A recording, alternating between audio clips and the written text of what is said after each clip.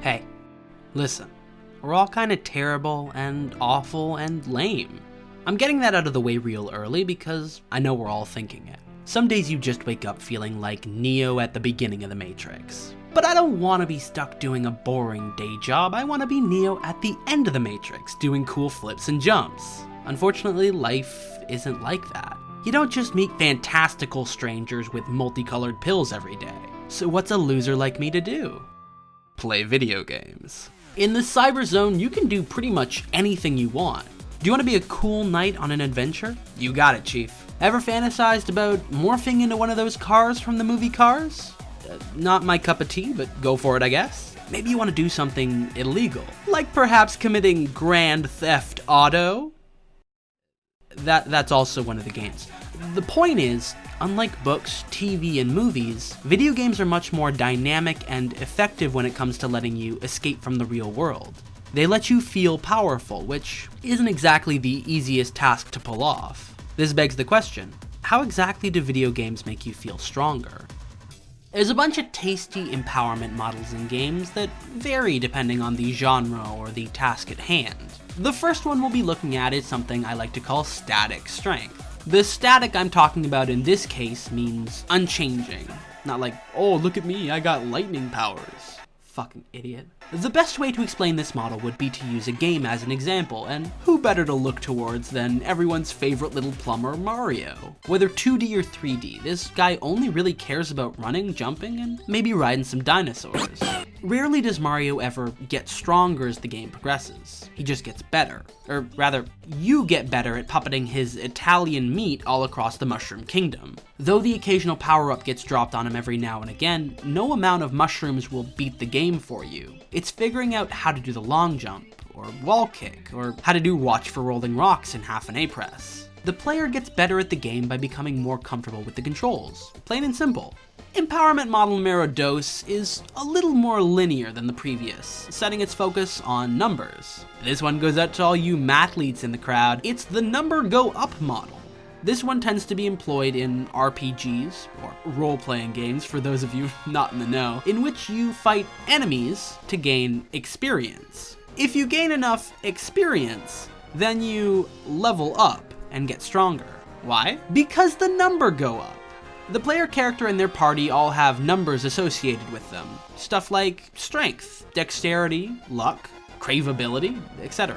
Each of these numbers means something in combat, and the higher your numbers are, the better you are at fighting. So, the more you fight, the stronger you get. And the stronger you get, the more you fight. This gameplay loop tends to be what RPGs devolve to, and that's not a bad thing, it's just how these particular games operate. By the end of the game, you'll definitely feel stronger than you were, equipped with immaculate gear, world-ending spells, and going toe-to-toe with God. You're a far cry from the small-town hero who used to beat up slimes with a stick. Still, there has to be another, more nuanced approach to empowerment, one that gets the point across without hours of grinding and leveling up. Well, there is! Imagine, if you will, you're playing Mega Man X and through sheer chance you select Chill Penguin stage. Nice music, huh?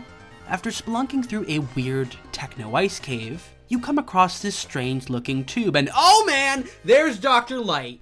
He gives you a little monologue about peace and destiny or whatever, and then mentions that this capsule is going to make you stronger. You figure, what the hell, and hop on in, and then BAM! You've got yourself a fancy new pair of boots. What's more, you're now able to dash using the A button, and that's just the tip of the iceberg. There are plenty more capsules scattered across the game, and each one gives you some new, cool move or power. That, my friends, is empowerment model number 3, upgrades. By giving you an upgrade, the game manages to walk the line between the previous two models, giving you a boost to your abilities while also giving you a means to become more comfortable with the game's controls, and in turn, get better at the game. Mega Man as a series is rife with upgrades, all the way back to the first installment. Every time you beat one of the Robot Masters, you get a new ability that reflects the boss you just fought. Cut Man gives you Rolling Cutter, Bomb Man gives you Hyper Bomb, etc. Each of these upgrades is a new arrow in your Mega Quiver. It's fucking stupid. Why did I write Mega Quiver?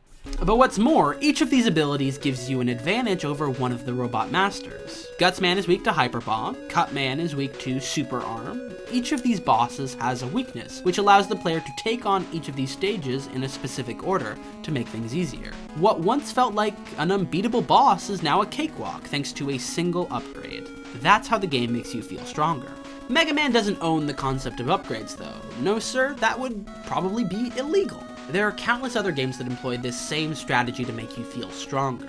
Metroidvania games, for instance, are always chock full of upgrades that you collect as you get further and further in. Let's take a newer title as an example. Bloodstained Ritual of the Night. Jeebel's Castle is a massive, sprawling labyrinth that you are encouraged to explore. Unfortunately, this castle is a fucking nightmare. Like, look at this. Castles don't go like this, dummy! Most of the map will be inaccessible at the beginning of the game, but once you start beating some bosses, more and more doors will be open for you. Double jump, swimming, giant hand. All of these upgrades change the way you move around the castle, and in turn, change the way you play. By gaining more and more moves, you slowly build up an arsenal that makes you better equipped to face goblins and ghouls alike. To top it all off, you'll probably end up coming back to earlier areas after you get a few upgrades. So the chance of you running into an old, troublesome enemy and absolutely demolishing them is pretty high.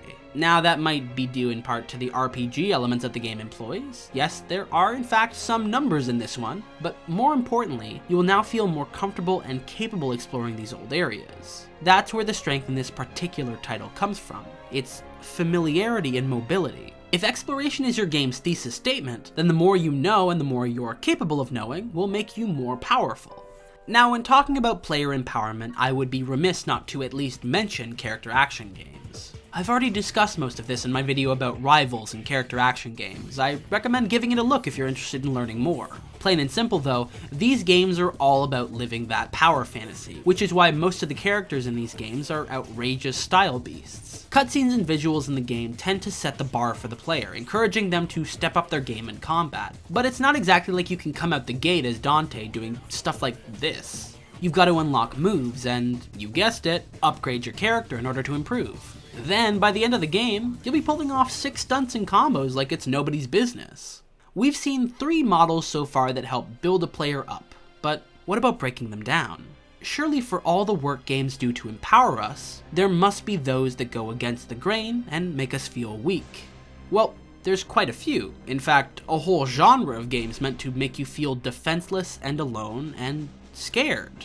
Horror games are built on a foundation of disempowerment. By removing or limiting the player's means of protecting themselves, the threats in the game become much more tangible. Take the Resident Evil 2 remake. Every single enemy encounter in that game is a real, honest-to-God threat because you don't have infinite ammo and health items. The player needs to be smart in order to conserve their resources for the times they truly need them, which immerses the player into the world far more effectively than any atmospheric sound. Then there's Mr. X, whose whole existence is focused on making the player feel weak. Nothing phases this man, and no matter where you run, he's always right behind you. When you take all the calculated enemy encounters and add this unpredictable element, you end up with a big, anxious mess. That's you. You're the anxious mess. That's how the game manages to scare you. But horror isn't the only type of game that employs these sorts of tactics. There's actually a very notable series that is infamous for making players feel awful and weak. Dark Souls is a notoriously challenging series. The player character exists within a bleak and depressing world filled with an array of more powerful creatures. It's this sense of powerlessness that drives many people away from the series, but these games are designed this way for good reason. Though they contain the linear progression system of an RPG, there is much more to overcoming adversity than the simple numbers game. Players have to learn enemy patterns, study their moves, and adapt to their surroundings. Getting better gear just means that you have more to learn. But if you can overcome the hurdles that come your way, beat the challenging bosses, and make it to the next bonfire, you'll feel powerful. That's why I think so many people enjoy this series. It's not some sadomasochistic nightmare game. It's all about relief. The stress and anxiety that the world breeds is so tangible. It's like Lodrin is oozing with bad times energy, but when you finally get through the gauntlet and overcome something personally challenging, the rush of relief you feel is cathartic. In a roundabout way, Dark Souls makes you feel strong. By breaking you down to your base elements, making you so weak out the gate, you end up feeling empowered by victory, because it's all you. You learn the boss's weakness, you learned their patterns, and you came out on top. That confidence is key, and though it can be hard to come by in a world as unforgivingly cruel as this one, it'll always keep the player coming back for more. At the end of it all, people just want an escape from the here and now. That's why we turn to video games, to be part of another world for just a little bit. Real life can stink sometimes, and I know it sounds sad and lame on the surface, but we all need a break every now and again, a place where we can feel stronger. The empowerment that the player feels is ultimately fictional, but there's something endearing about seeing someone improve. It encourages us to improve ourselves as well, to strive to overcome our own hardships and be better people. It's not as easy as leveling up or finding a new upgrade. It's about introspection, understanding, and motivation. With the right inspiration, you can be empowered too. All you need to do is take the first step. And you can kick it like Neo!